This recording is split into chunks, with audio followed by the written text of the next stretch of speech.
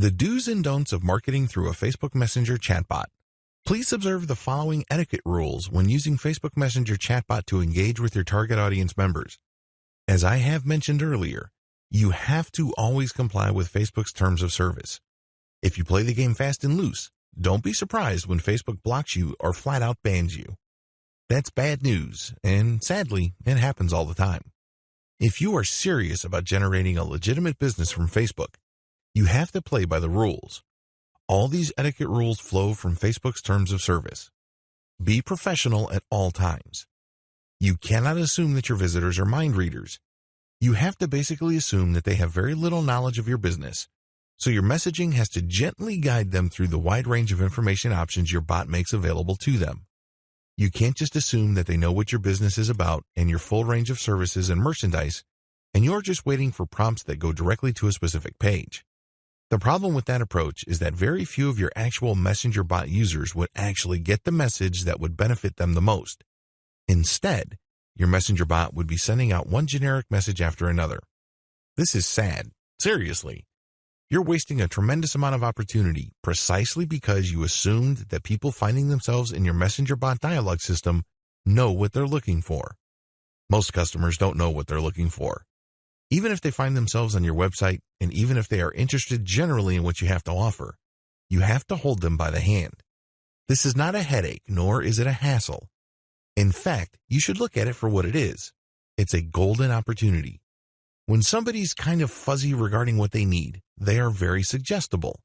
This means you can position the conversation in such a way that they may buy something that they normally wouldn't buy, or they would buy more of something that they already are intent on buying.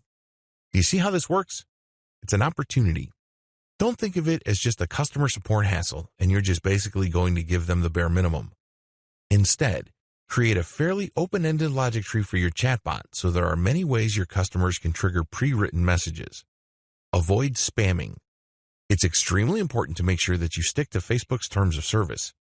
Their main rule is that once your customer initiates contact with your Facebook Messenger chatbot, you can send them an automatic reply. And after 24 hours, you can send a follow-up.